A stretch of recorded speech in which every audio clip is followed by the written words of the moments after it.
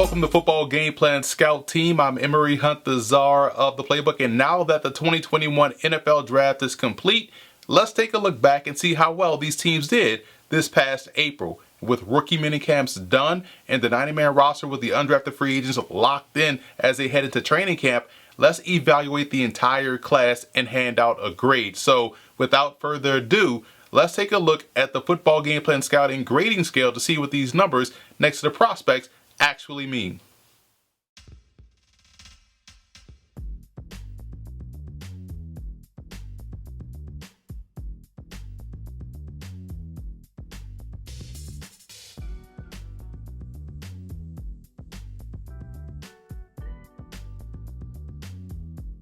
Looking at the Buffalo Bills draft class, and as you can see, they did a great job of building depth within the roster at the edge spot and also along the offensive line. And when you think about what they had to do on the back end, still finding depth within the secondary with Rashad Wild Goose out of Wisconsin and Jack Anderson, the offensive lineman out of Texas Tech, overall was a very solid haul for the Buffalo Bills. But what I really liked about this class, going back to those first four selections, you think about adding talent while also building depth and guys that you can build and grow with along the edges. Greg Rousseau out of Miami is a guy that has upside but needs some time to groom and develop into what they expect him to be at the pass rushing position or the edge rusher position. But that's why you go and grab a guy like Boogie Basham, Carlos Basham out of Wake Forest, who can step in and play right away up front while you still work and groom and develop a guy like Gregory Rousseau. Now, on the offensive tackle front, adding Spencer Brown and a guy like Tommy Doyle out of Miami of Ohio gives him some tall, long, athletic offensive lineman that has tremendous upside. Spencer Brown was able to go down to the Senior Bowl and show relatively well up front. Coming from the FCS program, he was able to bulk up, add that strength to his game while not losing that athleticism, that length that he has naturally, and was able to hold his own all week long, while Doyle, when you watch him on film, was rather dominant at Miami of Ohio for a guy that stands 6'9", almost 6'10", out there as a left tackle. So it gives them some tall, work-withable pieces to groom and develop up front along the offensive line. Now, in the 6th round, I was a big fan of what they did with Marquez Stevenson out of Houston. I was surprised to see him being a guy that measured in at 5'10", 180-something pounds, because he played like he was 6'2", 215, so he plays bigger than his size. He has explosiveness, and he's a guy that fits in perfectly in the slot at wide receiver. On the defensive side, getting a guy of the caliber of Damar Hamlin out of Pitt that far down in the draft was outstanding, because again, you can't go wrong with Pitt defensive backs. They already have one on the roster in Dane Jackson, whom they drafted last year. Now, Hamlin is a guy that's a strong safety, but I think he has combo safety-like ability, so I love those two 6th-round picks.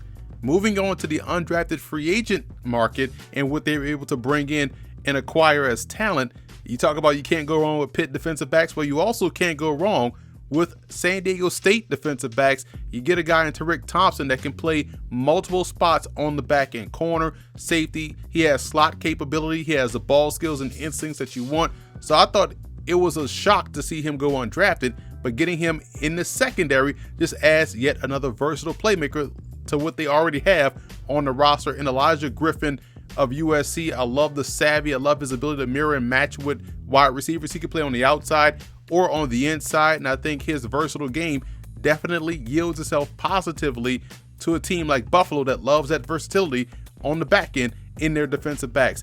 And Quentin Morris out of Bowling Green is one of these H-back type flex tight ends that does a great job in winning one-on-one battles. So he's a wide receiver by trade that grew into the tight end position. So he gives you someone that can be a matchup piece on game day. Now, as a blocker, he's still growing into that role, but as a route runner, as a guy that can truly be a threat in the passing game, he's able to do that day one. So it'll be intriguing to see how he grows and develops on this roster throughout preseason and training camp as a whole. But overall, very good undrafted rookie class that you combine with the drafted class, and it's a big reason why I'm giving the Buffalo Bills an A for their draft. I just thought they did a great job from front end to back end, from start to finish, even in the undrafted free agency market. This is the type of draft class that helps keep the Bills competing for AFC East divisional titles and hopefully for AFC titles. Very impressed with the draft class in 2021.